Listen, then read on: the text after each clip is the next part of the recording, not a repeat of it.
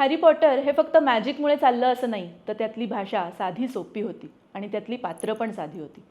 आणि हॅरी जो अगदी सामान्य मुलगा होता, त्याने स्वतःचा घेतलेला हा शोध आणि त्याहून महत्त्वाचं म्हणजे त्याच्या भीतीवर केलेली मात, हे सगळंच लोकांना खूप भावलं. अजून एक निरीक्षण म्हणजे 2000च्या दशकात जसं हॅरी पॉटर लोकप्रिय झालं, तसं मार्व्हल कॉमिक्सची कॅरेक्टर्स जसं की बॅटमॅन, सुपरमॅन यांचे सिनेमे देखील प्रचंड लोकप्रिय झाले. कारण आसपासच्या प्रचंड उलथापालथीच्या जगात माणसांना कुणीतरी सामान्य व्यक्ती ज्याच्याकडे शक्ती येते आणि तो न्याय, नीतिमूल्य यांच्यासाठी लढतो, हे पाहायलाच आवडत होतं. हॅरी पॉटरच्या निर्मितीबद्दल सांगायचं तर 1990मध्ये एका ट्रेन प्रवासादरम्यान जोआनच्या मनात अचानक एक कल्पना आली. A boy who doesn't know he's a wizard until one day he receives an invitation to a magical school. असा एक सामान्य मुलगा ज्याला असामान्यतेची कल्पनाच नाही. त्या प्रवासादरम्यान Harry Potter, Ron, Hermione, Hogwarts, Dumbledore हे सगळे कॅरेक्टर्स तिच्या मनात तयार होत होते. ती घरी परतल्यावर नोट्स घ्यायला लागली.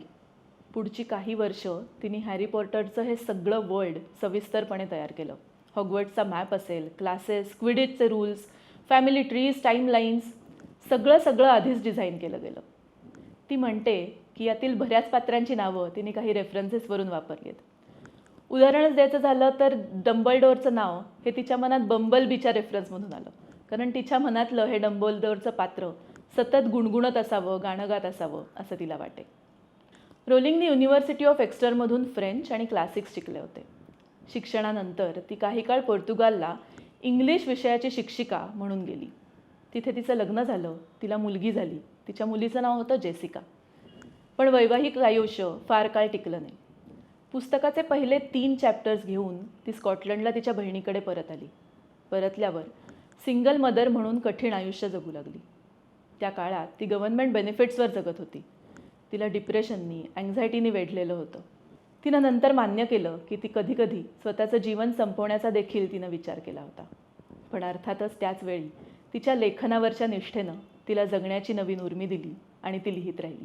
रोलिंगनी तिचं हस्तलिखित वेगवेगळ्या प्रकाशकांकडे पाठवायला जेव्हा सुरुवात केली, तेव्हा एकूण 12 प्रकाशकांनी ते नाकारलं. Too long and too complicated for children असं नेहमीच कारण देऊन ते सतत नाकारण्यात आलं. पण शेवटी ब्लूम्सबरी या छोट्या प्रकाशन संस्थेनं ते हस्तलिखित स्वीकारलं. हा निर्णय झाला एका संपादकाच्या 8 वर्षाच्या मुलीमुळे. तिनं पहिला चॅप्टर वाचला आणि ती त्यात इतकी गुंतून गेली. पुढचं लेखन वाचण्याची इच्छा तिने बोलून दाखवली आणि त्यामुळे इतिहास घडवणाऱ्या लेखन मालिकेची 1997मध्ये Harry Potter and the Philosopher's Stone या पुस्तकापासून सुरुवात झाली आणि पुढे इतिहास घडला. सुरुवातीला या प्रकाशनाने ग्रंथालयासाठी फक्त 500 आणि विक्रीसाठी 1000 प्रती छापल्या होत्या. पण काही आठवड्यातच ही मागणी प्रचंड वाढली.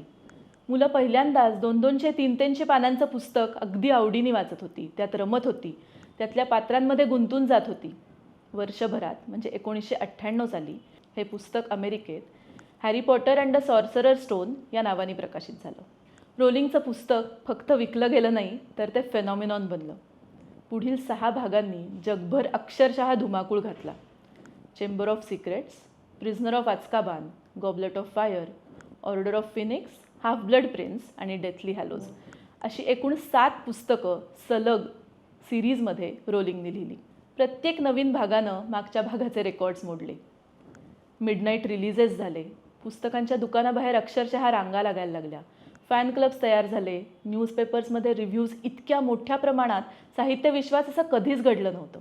हॅरी पॉटर सिरीजच्या आज एकूण 45 कोटीहून जास्त प्रती विकल्या गेल्या आहेत. अगदी सहज तुलनाच करायची म्हणली तर क्रॉनिकल्स ऑफ नार्नियाच्या आत्तापर्यंत 12 कोटी प्रती किंवा रोआल्ड डाहलच्या सगळ्या पुस्तकांची एकत्र विक्रीची संख्या पाहिली तरीही हॅरी पॉटरच्या विक्रीच्या संख्येपेक्षा ती अर्ध्यापेक्षाही कमी आहे. रोलिंग ही प्रकाशन इतिहासातली व्यावसायिकदृष्ट्या सर्वाधिक यशस्वी लेखिका ठरली. इतक्या गाजलेल्या पुस्तकाचा सिनेमा न होतो तोरच नवल. वॉर्नर ब्रदर्ससारख्या नामवंत कंपनीने हॅरी पॉटर्सचे हक्क विकत घेतले आणि 2001मध्ये पहिला सिनेमा आला. Daniel Radcliffe, Emma Watson, Rupert Grint रातोरात स्टार्स बनले. सिनेमांमुळे Hogwarts, Diagon Alley, Quidditch matches जे सगळं फक्त वाचकांच्या डोक्यात होतं त्या सगळ्याला दृश्य स्वरूप मिळालं. या सगळ्या संकल्पना मोठ्या पडद्यावर साकारल्या गेल्या आणि अतिशय लोकप्रिय झाल्या.